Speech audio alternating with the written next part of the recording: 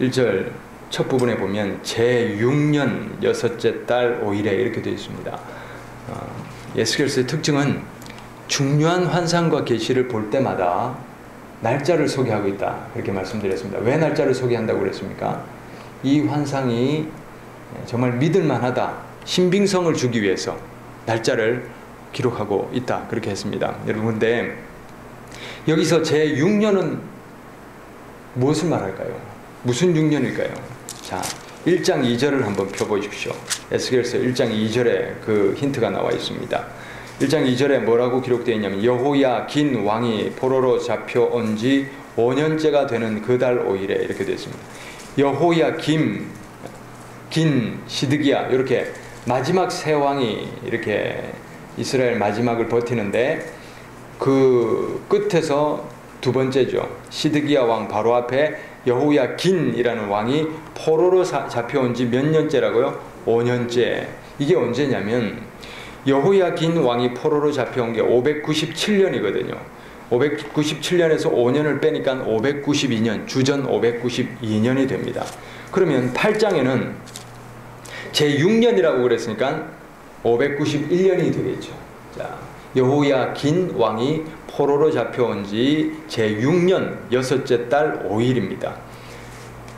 이렇게 또다시 하나님이 환상 중에 나타나셨는데 1절에 뭐라고 되어 있습니까? 유다 장로들은 내 앞에 앉아 있을 때에 주님의 능력이 거기서 나를 사로잡았다. 어떤 장면입니까? 연상이 되십니까? 에스겔이 장로들이 말씀을 듣고 있죠. 말씀을 듣고 있는 그런 장면입니다. 자, 이 바벨론 제국은 이스라엘을 포로로 끌려갈 때 가족 단위로 끌어갔다 그랬습니다. 그리고 종교성이나 이런 것 인정했다 그랬습니다. 마찬가지입니다. 이 그발강가에 사로잡혀 와 있지만 같이 이렇게 모임이나 또는 이런 종교 집회나 이런 것들이 자유롭게 허용이 되고 있는 것을 볼 수 있습니다. 2절에 보니까 내가 바라보니 사람의 형상이 보였는데, 자, 여기서 이제 하나님이 나타나시는데 이 모양이 1장 27절 28절과 유사합니다. 1장 27절 28절에도 나오는데, 자, 1장 27절 28절에는 어떤 모양으로 나타나 있습니까? 한번 보겠습니다. 27절, 또 나는 그의 허리처럼 보이는 그 위쪽에서 금부치의 광채와 같은 것이 불꽃처럼 안팎으로 그를 둘러싼 것을 보았는데, 그의 허리처럼 보이는 그 아래쪽에서도 나는 불꽃과 같은 모양을 보았다. 이렇게 그는 광채로 둘러싸여 있었다. 자, 허리처럼 보인다는 말이 뭐예요? 허리인지 아닌지도 모를 정도로 빛이 그냥 어떤 존재가 나타났는데 굉장한 빛으로 비춘다, 그 말이죠. 8장 2절에도 동일합니다. 8장 2절, 내가 바라보니 사람의 형상이 보였는데 허리 밑으로는 모양이 불처럼 보이고 허리 위로는 환하게 빛나는 금부치의 광채처럼 보였다. 아까랑 일치하죠? 이렇게 빛나는 어떤 형체가 나타났습니다. 자, 3절, 그때에 그 형상이 손처럼 생긴 것을 뻗어서 내 머리채를 잡았다. 어떤 장면입니까? 그 빛나는 형상에서 손이 이렇게 나와서 머리채를 잡았다는 거예요. 이렇게 들어 올린다는 말이죠. 들어 올려서 어떻게 합니까? 하나님이 보이신 환상 속에서 주님의 영이 나를 들어서 하늘과 땅 사이로 올리셔서 나를 어디로 데려갔다고요? 예루살렘으로 데려다가 안뜰로 들어가는 북쪽 문 어귀에 내려놓으셨다. 아멘. 자, 여기 지도를 한번 보십시오. 지도를 보시면 니프루라고 되어 있죠. 바벨로니아 니프루. 자, 이 니프루가 어디냐면 지금 이 에스겔이 사로잡혀 있는 그발이 어디냐에 대해서는 많은 논란이 있지만 대부분 학자들이 이 니프루일 것이다 라는 그런 의견을 모으고 있습니다. 자, 바벨론의 문명이 발생한, 고대 문명이 발생한 이 수메르, 우르 지역에서 조금 위에 있는 이 니프루라는 지역입니다. 자, 이 니프루라는 지역인데 지금 이게 현대 지도로 보면 어디에 해당하냐면 이라크에 해당하죠. 지금 요 지역이 지금 이 지역이죠. 자, 이렇게 이라크에 해당하는 것을 볼 수 있습니다. 하나님께서 손으로 에스겔을 그냥 머리채를 이렇게 잡으셔서 공간 이동을 시킨다는 겁니다. 여러분, 왜 환상 중에 천국을 갔다 오거나 이런 사람들 있잖아요. 그런 것처럼 에스겔이 지금 그발강가에서 장로들과 있는 이 자리에서 갑자기 하나님이 머리채를 잡아서 어디로 이동한다고요? 예루살렘으로 지금 공간 이동을 시켰다 하는 겁니다. 자, 예루살렘에 하나님이 왜 데려갔었을까요? 3절 뒷부분에 봅니다. 그곳은 질투를 자극시키는 질투의 우상이 자리 잡고 있는 곳이다. 여러분, 성전은 뭐 하는 것입니까? 하나님 앞에 예배하는 곳이죠. 하나님 앞에 예배하는 성전입니다. 성전에 보면 문이 있을 거 아닙니까? 그런데 북쪽 문 어귀에 이렇게 되어 있습니다. 북쪽 문 어귀라는 것은 뭡니까? 사람들이 가장 많이 출입하는 공개적인 출입 장소죠. 자, 이 출입 장소에 뭐가 놓여 있습니까? 질투를 일으키게 하는 우상이 놓여 있죠. 여러분, 예배드리러 성전에 들어오는데 쉽게 제가 한번 설명해 볼게요. 우리 주차장 마당에다가 큰 우상을 하나 세워놨다고 생각하시면 됩니다. 그러면 사람들이 들어오면서 어떻게 합니까? 그 우상을 먼저 섬기겠죠. 자, 그 다음 왜 성전 드나드는 이 출입문에다가 우상을 세워놨을까요? 4절 읽겠습니다. 이스라엘 하나님의 영광이 거기에 있는데 내가 전에 들에서 본 환상과, 전에 들에서 봤다는 것은 1장에서 보았던 그 환상과 같았다. 5절 하나님이 뭐라고 하시느냐. 이렇게 여러분, 에스겔을 왜 예루살렘까지, 성전까지 데리고 갔을까요? 지금 이 8장은 정말 끔찍할 정도로 우상 숭배가 행해지고 있는 이 장면을 하나님이 지금 보여주시는 겁니다. 자, 무슨 소리냐. 지금 이 에스겔과 여호야긴 왕과 이 사람들이 포로로 끌려온 지 6년째죠. 자, 포로로 끌려온 지 6년째, 그동안 6년 동안 예루살렘에서는 무슨 일이 있었을까요? 포로지에서는 모르죠. 잘 모르죠. 그런데 이 포로지에 있는 이 에스겔을 하나님이 갑자기 들어 올리셔가지고 예루살렘에서 지금 어떤 일이 벌어지고 있는지를 보여주시려고 에스겔을 공간 이동시키시고 지금 예루살렘에서, 성전에서 일어나고 있는 일들을 보여줍니다. 이 6년 동안 일어난 끔찍한 우상 숭배를 보여주시고 너무나 처참할 정도로 이스라엘이 우상 숭배에 빠져 있고, 그로부터 4년 후에 이스라엘은 완전히 멸망합니다. 철저하게 멸망하고 이스라엘이 사라져버리는 그런 일이 있습니다. 자, 5절. 그때 하나님께서 나에게 말씀하셨다. 사람아, 너는 어서 눈을 들어 북쪽을 바라보아라. 내가 눈을 들어 북쪽을 바라보니 문의 북쪽에 뭐가 있다고요? 제단이 있고 문 어귀 위에 바로 그 질투의 우상이 있었다. 여러분, 이름이 질투라는 우상이 아니라 질투를 일으키게 하는 우상입니다. 누구의 질투를 일으키게 할까요? 하나님의 질투를 일으키게 하는 우상이 그렇게 버젓이 서 있고 많은 사람들이 오가고 그 우상 앞에 절하고 섬기고 있다는 겁니다. 6절. 그가 또 나에게 말씀하셨다. 사람아, 이스라엘 족속이 무슨 일을 하고 있는지 보이느냐? 그들은 여기서 가장 역겨운 일을 하여 나의 성소에서 나를 멀리 떠나게 하고 있다. 그러나 너는 더 역겨운 일들을 보게 될 것이다. 자, 이게 첫 번째 우상 숭배 장면입니다.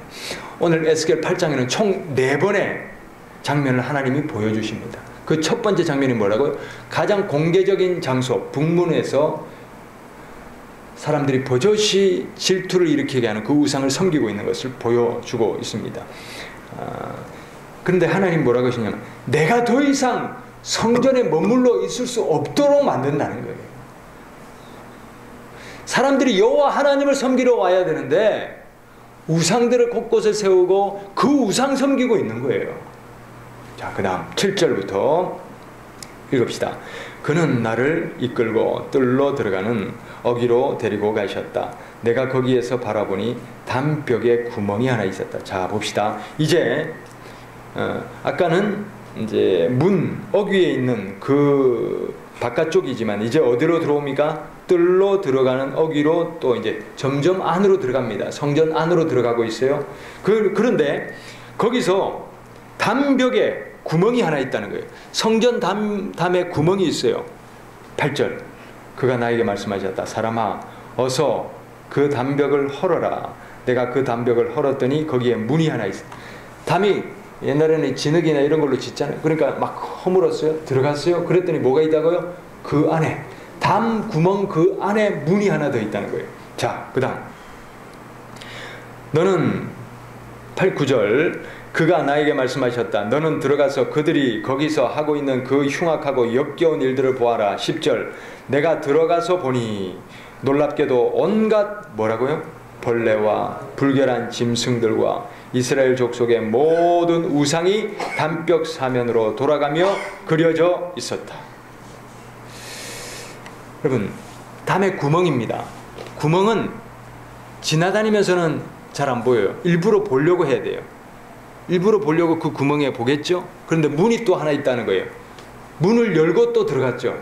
그러니까 이게 무슨 말입니까?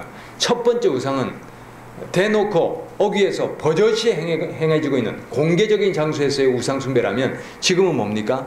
은밀한 곳입니다. 은밀한 곳에서 어떤 우상 숭배가 행해지고 있냐면 자 10절에 나오죠. 온갖 뭡니까? 벌레와 여러분 벌레 우상이라는 거예요. 벌레 모양도 온갖 그것도 한 벌레가 아니라 온갖 잡종의 벌레들을 또 그려놓고 불결한 짐승들도 온갖 짐승들을 그려놓고 우상이 담벽 사면으로 돌아가며 그려져 있었다. 이렇게 돼 있죠. 이게 무슨 말이냐면 여러분 이집트에 가보면 벽에다가 온갖 그림들을 그려놨죠. 그리고 온갖 우상들을 새겨놨죠. 그리고 이집트는 딱정벌레니 이런 것들도 숭배하잖아요. 섬기잖아요. 그런 온갖 벌레들과 온갖 짐승들 그런 것들을 말하는 겁니다. 자, 이게 이제 이집트 신전으로 들어가는 길인데 온갖 짐승들과 또 벽면에 보십시오. 온갖 것들을 그려놓고 이렇게 이집트에서 섬기던 이집트에서 가져온 그런 우상 숭배들, 짐승들, 벌레들 이런 것들이 가득한 이집트에서 받아온 이집트에서 빌어온 그런 우상들을 말하는 것 아닌가 하는 것입니다. 지금 그래서 버젓이 또 은밀하게 이 이스라엘 백성들이 온갖 우상 숭배에 빠져 있는 것을 볼 수 있습니다. 자, 그런데요.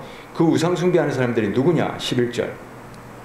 그런데 이스라엘 족속의 누굽니까? 장로들 가운데서 70명이 그 우상들 앞에 서 있고 사반의 아들 야사냐는 그들의 한가운데 서 있었다. 그들은 각각 손에 향로를 들고 있었는데 그 향의 연기가 구름처럼 올라가고 있다. 장면이 연상되시죠? 야사냐는 이스라엘 사람들이 들으면 알만한 그런 최고의 지도자겠죠. 그 야사냐와 장로들 70명이 향불을 머리에 들고 향을 피워가면서 그 우상들을 섬기고 있는 겁니다. 그러니 하나님이 뭐라고 하십니까? 역겨운 우상 숭배가 지금 일어나고 있습니다. 자 12절 그가 나에게 말씀하셨다. 사람아 너는 이스라엘 족속의 장로들이 각각 자기가 섬기는 우상의 방에서 그 컴컴한 곳에서 무슨 일을 하고 있는지 보았느냐? 그들은 자 뭐라고 합니까? 주님께서 우리를 돌보고 있지 않으시며 주님께서 이 나라를 버리셨다고 말하고 있다.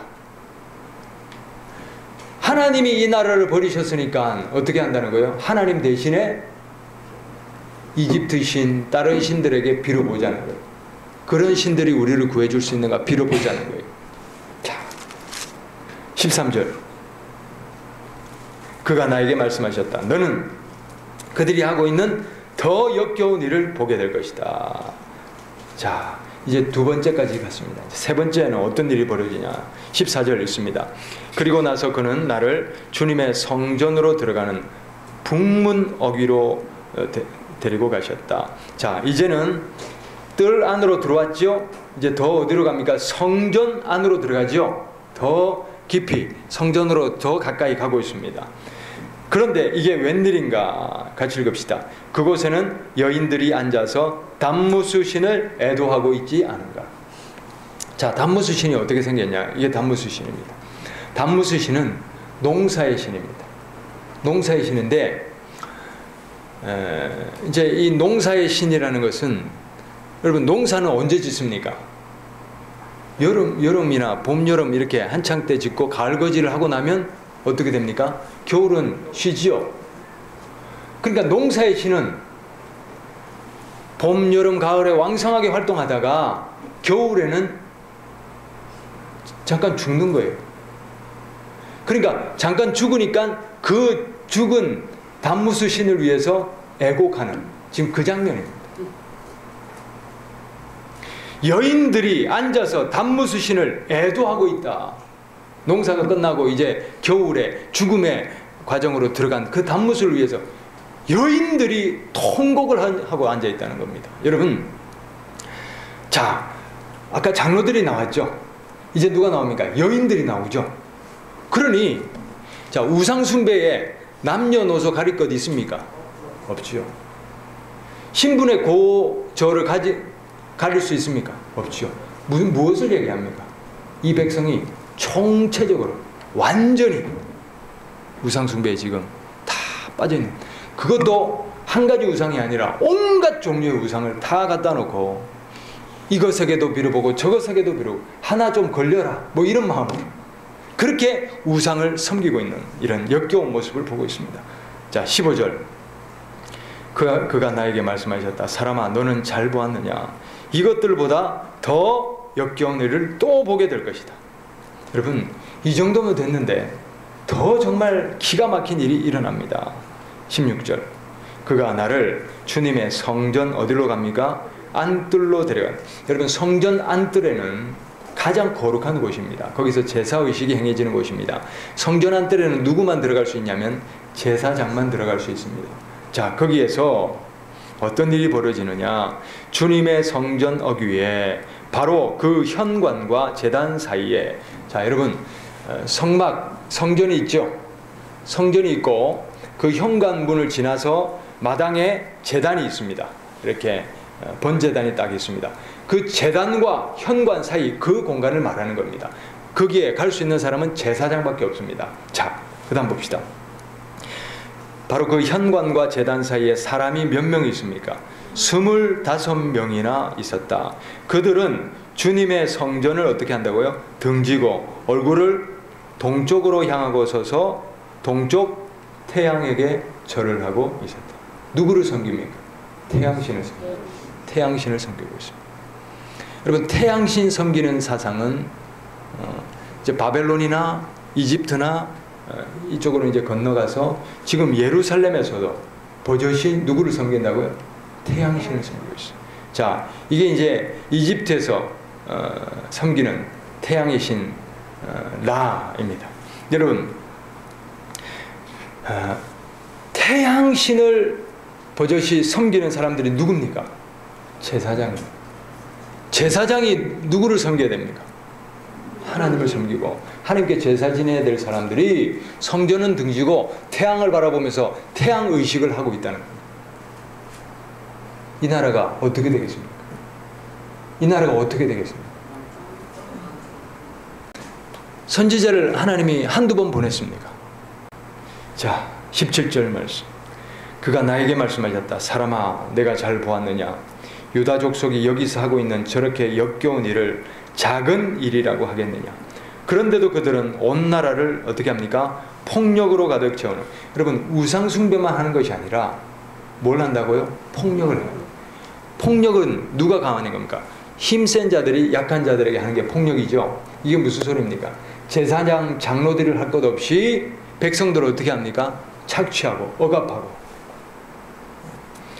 온갖 정치 권력으로 그들을 폭력과 억압을 하고 있는 그런 상황이죠. 그 다음, 나의 분노를 터뜨리는 일을 더 하였다. 그들은 나뭇가지들을 자기들의 코에 갖다 대는 이교의식까지 서슴지 않고 하였다. 18절. 그러므로 나도 이제는 내 분노를 쏟아서 그들을 불쌍히 여기지도 않고 조금도 가엾게 여기지도 않겠다. 그들이 큰 소리로 나에게 부르짖어도 내가 그들의 말을 듣지 않겠다. 그럼 벌써 이게 지금 이런 일들이 행하고 있는데 하나님이 심판을 하시는데도 또 지연시켜 주셔요. 4년 후에 멸망하잖아요. 그렇죠? 그래도 돌아오기를 하나님이 기대하시면서 끊임없이 또 제사장들을 보내주시는 하나님입니다. 그러나 이것마저도 거부하면 살 길이 없는 겁니다. 자, 그런데 여러분, 이게 정말 참 처참한 일이죠. 있어서는 안 되는 일이죠. 이래서는 안 되잖아요. 정말 하나님의 택함을 받고 하나님을 제대로 알고 있다면 이러면 안 되는 겁니다. 근데 더 큰 문제가 뭐냐면, 자, 여러분 호세아서를 찾아봅시다. 뒤쪽에 쭉 넘기셔서 호세아 2장 16절 말씀. 그날에 너는 나를 나의 남편이라고 부르고 다시는 나의 주인이라고 부르지 않을 것이다. 나 주의 말이다. 니은 밑에 한번 각주를 보십시오. 나의 뭐랍니까? 바알이라고 되어 있죠. 자, 하나님을 뭐라고 부릅니까? 바알이시여, 바알이시여 이렇게 부른다는 겁니다. 이해되십니까? 하나님을 향해서는 바알이라고 부르고 이방신을 세워놓고는 뭐라고 부르겠어요? 여호와여, 여호와여 이렇게 부르는 겁니다. 이게 뭡니까? 이게 혼합주의입니다. 혼합주의. 여러분, 이스라엘 말기의 우상 숭배는 단순한 우상들 갖다 놓고 섬기는, 부처 섬기듯 그렇게 섬기는 그 섬김이 아닙니다. 혼합주의입니다. 무슨 소리냐? 우상을 누구로 알고 섬깁니까? 하나님 여호와로 알고 섬깁니다. 하나님은 또 모시면서 섬기면서 뭐라고 부릅니까? 바알이여 이렇게 섬기는 겁니다. 섞입니다. 짬뽕됩니다. 이게 바로 혼합주의입니다. 여러분, 처음부터 혼합주의가 있었던 것 아닙니다. 처음에는 이스라엘 백성들이 하나님만 섬겼겠지요. 그런데 여러분 생각을 해봅시다. 우리가 이스라엘 백성이 광야에서 몇 년 동안을 살았습니까? 40년. 40년 광야 생활 살고 약속의 땅인 가나안 땅에 들어왔죠. 자, 40년 동안은 누가 인도하셨습니까? 하나님이 철저하게 인도하셨죠. 구름 기둥, 불기둥으로 인도하셨죠. 그리고 적군이 올 때는 어떻게 해라. 전략 전술까지도 다 알려주셨죠. 그리고 홍해도 갈라주시고 또 물을 나게 하시고 만나도 주시고 메추라기도 주시고 하나님이 이스라엘 백성 40년 동안을 신발도 헤어지지 않도록 그렇게 보호하시고 지키셔서 이스라엘 백성들과 친히 함께 하신 하나님이셨어요.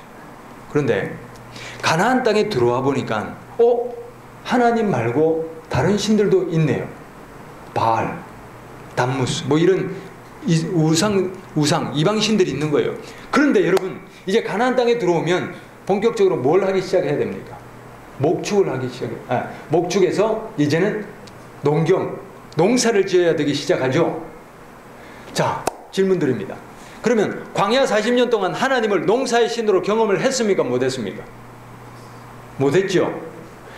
하나님이 농사의 신으로는 경험이 되지 않았다는 겁니다. 그렇죠?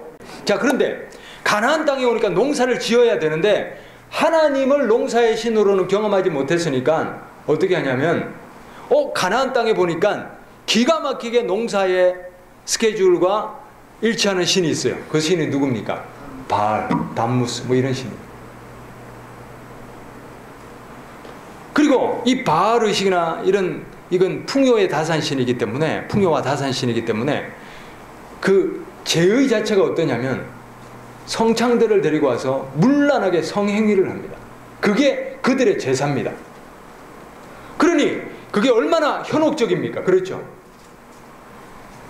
이 농사에도 기가 막히고 또 이런 유혹과 이런 것들 때문에 이스라엘 백성들이 넘어가기 시작하는 겁니다. 하나씩 처음에는 산당만 빌려서 하나님을 섬겼어요. 그런데 나중에는 어떻게 합니까? 산당과 함께 우상도 같이 섬깁니다. 그러면서 하나님은 버릴 수 있습니까? 없습니까? 하나님 버릴 수 있습니까? 없습니까? 못 버리죠. 그러니까 어떻게 합니까? 바알을 뭐라고 부릅니까? 여호와 하나님이라고 부르면서 하나님이다 하고는 섬기는 거예요. 이게 세월이 지나고 이렇게 지나고 오다 보니까 지금 이 지경까지 와 있는 겁니다. 버젓이 제사장도 온 백성도 역겨운 우상들을 갖다 놓고 향불 피우고 그 음란하게 우상 숭배를 하면서도 못 깨닫는 겁니다. 그래서 선지자들이 지적합니다. 여호와께로 돌아오라. 여호와께로 돌아오라. 그러니까 뭐라고 대답하냐면 우리가 여호와를 섬기고 있지 않냐? 우리가 여호와를 알고 있지 않냐? 그렇게 얘기하는 겁니다. 그래서 호세아에서 보면 하나님이 뭐라고 외치시냐면 제발 우리 광야로 돌아가자. 광야로 돌아가자. 그렇게 얘기합니다. 왜 그럴까요? 광야에서는 누구밖에 몰랐습니까? 하나님밖에 몰랐거든요. 광야에서는 하나님과만 동행했거든요. 근데 이렇게 가나안 땅, 하나님의 약속의 땅, 그 풍요로운 땅에 들여다 보내줬더니 그 우상들을 다 멸하라고 했는데 남겨놓더니 거기에 다 동하게 돼가지고 이제는 하나님도 못 알아보는, 못 구분해내는 그런 지경에 이르는 거예요. 그래서 하나님이 광야로 돌아가자, 광야로 돌아가자, 그렇게 안타깝게 외치고 계신 것입니다. 이건 혼합주의입니다. 그런데 심각한 문제는 뭐냐면, 여러분 지금 우리 한국교회는 어떻습니까? 지금 우리 한국교회는 온전한 참 하나님을 섬기고 있습니까? 자, 그러면 우리가 이 시대를 다시 한번 봅시다. 이 사람들이 우상 숭배를 버리고 참 하나님을 회복하기 위해서는 어떻게 해야 될까요? 참 선지자의 말을 듣든가 아니면 하나님이 주신 율법책을 다시 펴야 되죠. 그렇죠? 율법책을 다시 펴야 되죠. 율법책에서 금송아지 섬기다가 출애굽기 32장에서 심판받은 그런 장면들을 생각해야죠. 어떤 형상이든 만들지 말라. 분명히 계명에 되어 있잖아요. 너는 나 외에는 다른 신을 섬기지 말라. 위로 하늘에 있는 것이나 아래 땅에 있는 것이나 땅 아래 물속에 있는 것을 어떤 형상이든지 만들지 말고 그것들을 섬기지 말라. 하나님을 그렇게 빗대어서 우상 만들지 말라는 거예요. 그리고 우상도 섬기지 말라는 거예요. 그것만 보면 되잖아요. 그리고 이게 잘못됐구나 돌이키면 되는 겁니다. 말씀으로 돌아가면 됩니다. 그런데 이 시대를 한번 보십시오. 이 시대는 어떻습니까? 우리가 섬기고 있는 참 하나님, 이게 하나님 참 하나님 맞습니까? 우리가 정말 복을 빌고 우리가 정말 하나님 앞에 구하고 우리가 하나님 앞에 응답받기를 원하는 그 신은 참 하나님 맞습니까? 쉬운 예로 제가 한번 한 가지만 예를 들어볼까요? 여러분 산상수훈을 펼쳐보십시오. 산상수훈을 펼쳐서 이게 누가 하신 말씀입니까? 예수님 하신 말씀이죠. 예수님 하신 말씀이 우리가 듣는 설교나 우리가 알고 있는 하나님과 일치하는가? 그것을 견주어 보면 됩니다. 지금 이 시대는 저는 동일하게 혼합주의에 빠져 있다 그렇게 말씀드립니다. 왜냐하면 이 시대의 혼합주의가 뭐냐? 첫 번째는 물질주의입니다. 물질주의. 다른 말로 하면 돈이 하나님입니다. 하나님하고 돈하고 같이 섞어놨습니다. 거기서 하나님 신앙이라고 외치는 것들이 나오는데 그게 뭐냐면 번영신학입니다. 번영신학입니다. 무슨 소리냐? 하나님이 돈 벌게 해주시는 하나님, 하나님이 부자 되게 하시는 하나님. 만약에 우리가 하나님을 이런 하나님으로 알고 있다면 이것은 심각하게 우리가 우상 숭배하고 있는 겁니다. 왜냐? 산상수훈은 그렇게 얘기하지 않습니다. 여러분 예수님이 몇 번이나 반복하고 있고 신약 성경의 저자들이 몇 번이나 반복하고 있는 게 뭡니까? 심령이 가난한 자는 복이다. 가난함이 복이다. 돈을 사랑함이 일만하게 뿌리다. 맞습니까? 성경은 그렇게 얘기합니다. 근데 이 시대는 뭐라고 얘기합니까? 하나님은 여러분이 부자 되기를 원하십니다. 부자 되게 하는 하나님, 그 하나님을 외치고 있습니다. 그래서 부자 되는 것이 하나님 잘 섬기는 것이고 부자 되는 것이 복받은 것이다. 그렇게 외치고 있습니다. 옳습니까? 아니라고 봅니다. 왜냐? 여러분 하나님과 재물을 겸하여 섬길 수가 없느니라. 이게 무슨 소리냐면 여러분 우리 마음이 뭐에 꽂히느냐에 따라서 그것을 섬기게 되어 있습니다. 자, 마태복음 6장 22절 눈은 몸의 등불이다. 그러므로 내 눈이 성하면 내 온몸이 밝을 것이요 내 눈이 성하지 못하면 내 온몸이 어두울 것이다. 그러므로 내 속에 있는 빛이 어두우면 그 어두움이 얼마나 심하겠냐. 여러분 왜 눈 얘기합니까? 지금 이 눈 얘기하는 거 아닙니다. 우리가 무엇을 보게 되느냐 그것에 따라서 우리 마음이 지배당한다 그 얘기하는 겁니다. 눈이 몸의 등불이다 하는 말은 우리 생각이나 우리 생각한 것에 생각을 가지고 있으면 보이는 것마다 뭡니까? 내가 생각하는 거 그거 보이게 돼 있죠. 다 같이 객관적으로 보는 건 아닙니다. 내가 보고 싶은 것을 보게 됩니다. 신문도 마찬가지입니다. 신문을 10사람이 봐도 자기가 보고 싶은 주제를 보게 됩니다. 그래서 그 신문을, 똑같은 신문을 보고 10사람이 얘기해도 자기가 본 것이 내용이 각각 다를 수 있습니다. 왜? 마음에 품은 것을 보게 되어 있습니다. 그 얘기하는 겁니다. 네 눈으로 보고 있는 게 뭐냐? 눈이 지금 꽂혀 있는 게 뭐냐? 마음이 어디에 가 있느냐? 그래서 24절에 나오는 겁니다. 한번 읽어봅시다. 아무도 두 주인을 섬기지 못한다. 한쪽을 미워하고 다른 쪽을 사랑하거나 한쪽을 중히 여기고 다른 쪽을 업신 여길 것이다. 너희는 하나님과 재물을 아울러 섬길 수 없다. 아멘. 그러니까 우리가 재물에 마음이 가 있으면 더 이상 하나님은 어떻게 된다고요? 안 보인다는 거예요. 하나님이 있을 수 없다는 거예요. 그러면 부자 되게 하는 하나님, 부자와 하나님을, 돈과 재물, 돈과 하나님을 같이 붙여놓을 수 있습니까? 없습니까? 없습니다. 엄밀하게, 정확하게, 냉정하게 판단해 보시면 부자 되게 하는 하나님은 우리가 하나님을 섬기는 것이 아니라 재물을 섬기고 있는 거예요. 맘몬, 그 신을 섬기고 있는 거예요. 마치 구약시대에 풍요와 다산의 신인 바알을 섬기고 있는 것이나 똑같다는 것입니다. 우리가 우리의 마음속에 돈을 걷어내시기를 바랍니다. 돈을 걷어내시기를 바랍니다. 돈에 대한 욕심이 하나님을 가려놓을 수 있습니다. 돈에 대한 욕심이, 또는 일에 대한 욕심이 우리가 하나님 섬기는 것을 빼앗아갈 수 있습니다. 그래서 우리가 이 돈이라는 것을 우리 신앙에서 걷어내지 않으면 우리도 혼합주의 우상을 섬기게 됩니다. 그래서 여러분, 저는 여러분에게 말씀으로 돌아가시기를 바랍니다. 산상수훈을 5, 6, 7장을 읽고 또 읽어보십시오. 그래서 여기에 걸리는 것이 있다면 걷어내시기를 바랍니다. 가치관을 걷어내셔야 됩니다. 새롭게 하셔야 됩니다. 할렐루야. 자, 그 다음에 뭐냐? 성공주의입니다.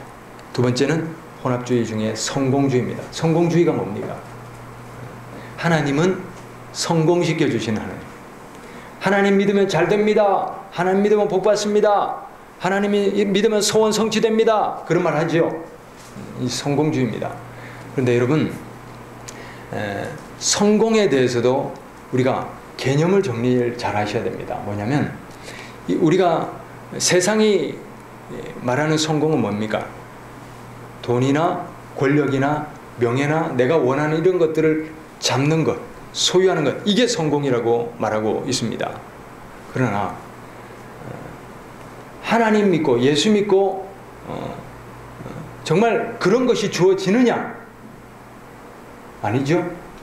아니죠. 하나님 믿으면 언제나 내가 원하는 그 성공을 잡을 수 있습니까? 그래서 저는 이렇게 말씀드리고 싶습니다. 하나님 안에서의 진정한 성공은 뭐냐?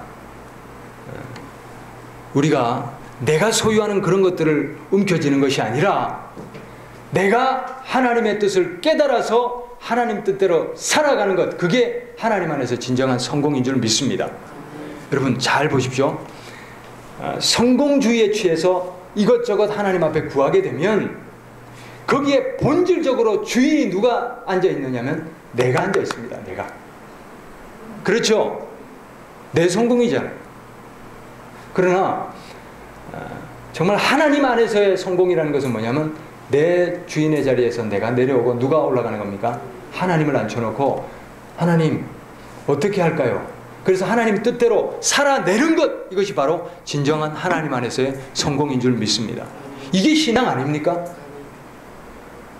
어떻게 하나님 보고 내가 이렇게 성공해야 되니까 이것 해달라 저것 해달라 하나님을 램프에 요정 부리듯이 그렇게 하나님을 부리는 것이 과연 신앙이 맞습니까? 이 사람들 보십시오. 왜 단무수에 미쳐 있습니까? 풍요와 다산의 신이거든요. 자기에게 성공과 부를 주는 신이거든요. 거기에 자 뭐라고 합니까? 우리의 신은 우리를 버렸다. 그러면서 이방신들을 데리고 와서 이방신들을 모셔놓고 그렇게 섬기고 있는 그 모습을 보지 않습니까? 여러분, 하나님이 내 뜻대로 안 되어진다고 하나님 아닙니까? 그거 아닙니다. 내 뜻대로 안 되어진다고 하나님 버립니까? 그래서는 안 됩니다. 우리는 하나님 뜻대로 살아가야 되는 줄 믿습니다. 하나님을 잘 분별하시고 하나님 뜻대로 말씀대로 살아내는 것, 그것이 진정한 성공입니다. 그래서 하나님 뜻대로 살아가다 보면 때로는 내 생각이 이루어지지 않을 때도 있습니다. 세상이 말하는 실패를 경험할 때도 있습니다. 추락을 경험할 때도 있고 또 재물을 잃을 때도 있고 그렇습니다. 그러나 정말 중요한 것은 그것이 중요한 것 아닙니다. 만약에 그것이 하나님이었다면 우리가 하나님을 놓치는 것이 되지만 그게 하나님 아니거든요. 정말 중요한 것은 뭐냐면 그 상황에서도 우리가 하나님을 여전히 붙들고 있느냐 없느냐, 그게 중요한 것입니다. 그래서 오히려 성경 말씀대로 많은 사람들은 실패 가운데서 하나님을 만납니다. 또 많은 사람들은 모든 것을 잃은 가운데서 하나님을 만나고 완전 죽을 위기에서 하나님을 만나고, 할렐루야, 그런 은혜가 있는 것입니다. 여러분, 지금 내가 어떤 하나님을 섬기고 있느냐, 이 하나님이 만약에 성공주의와 혼합된 하나님이라면 여러분 철저하게 저는 여러분에게 삶의 내 욕심과 성공주의를 내려놓으시고 다시 한번 겸손하게 하나님을 바라보시고 말씀을 새기시고 순종하시고 내 삶을 쳐서 복종시켜 나가시기를 바랍니다. 끝으로 이 시대 혼합주의는 뭐냐면 인본주의입니다. 인본주의입니다. 자, 여러분, 인본주의라는 것이 아주 이게 무서운 겁니다. 여러분, 세상을 보십시오. 지금 인본주의가 세상을 지배하고 있어요. 옛날에 몇 년 전에 그런 광고가 있어요. 난 나야, 나라고 뭐 이러면서 자기 자신. 그 다음에 뉴 에이지 운동들이 보면 너의 안에 신이 있다 이렇게 해요. 신이 누구란 말입니까? 내 자신이. 내 자신이 깨달음이고 내 자신이 해탈이고 내 안에 신이 있다. 그러니까 내가 신이라는 거예요. 그래서 뉴 에이지는 계속 뭡니까? 명상이죠. 그래서 내 안에 이 신적인 이 능력, 내 안에 나를 발견하고 이런 의식이 바로 뉴 에이지죠.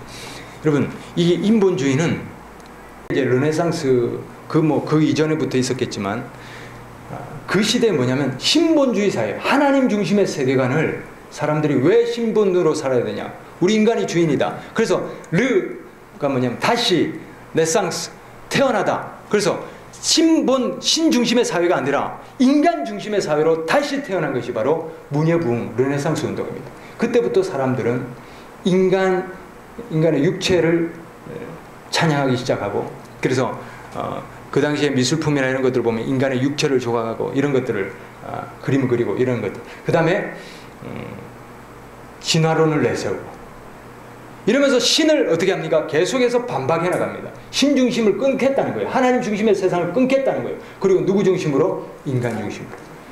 그리고 하나님이 주인이고 하나님이 통치자고 왕이 아니다는 거예요. 누가 통치하겠다는 거예요?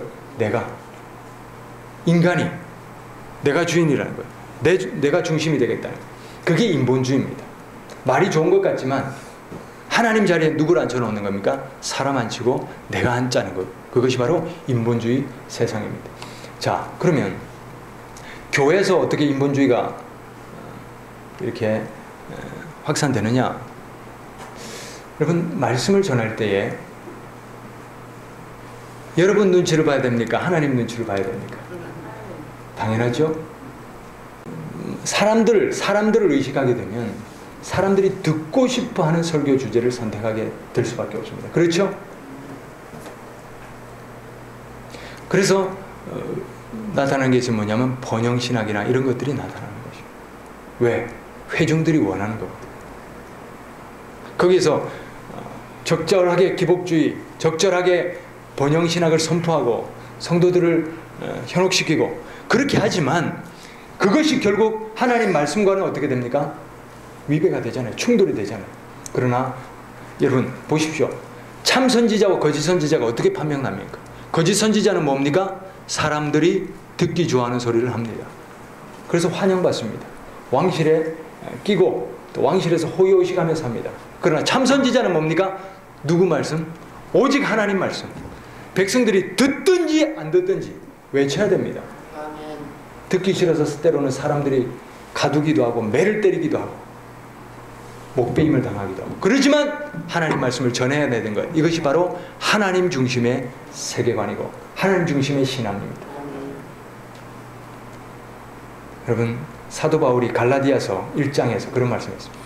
내가 사람에게 좋게 하려, 하나님에게 좋게 하려. 내가 사람의 기쁨을 구하는 것이었다면 그리스도 예수의 종이 아니라. 할렐루야. 우리는 지금 누구 앞에 살아갑니까? 하나님 앞에. 하나님 앞에 꼭 명심하셔야 됩니다. 이게 신앙생활뿐 아닙니다. 일상생활에도 마찬가지입니다. 누구 의식을 하며 살아갑니까? 누구에게 잘 보이려고 살아갑니까? 무엇이 우리 가치 기준과 선택의 중심입니까? 사람 눈치 보고 산다면 그것은 인본주의 사고에 내가 꽉 박혀 있는 겁니다. 어디를 가나 무엇을 하나 누구를 만나나 하나님 중심으로 살아가시기를 바랍니다. 하나님 앞에 부끄럼 없으면 당당하시기를 바랍니다. 하나님 앞에 부끄럽다면 끊으시기를 바랍니다. 이것이 바로 하나님 중심입니다. 사람들이 우리를 구원해 주는 것 아닙니다. 우리의 영혼과 모든 것을 주장하시는 분은 하나님이십니다. 그러면 하나님이 중심 되셔야 합니다.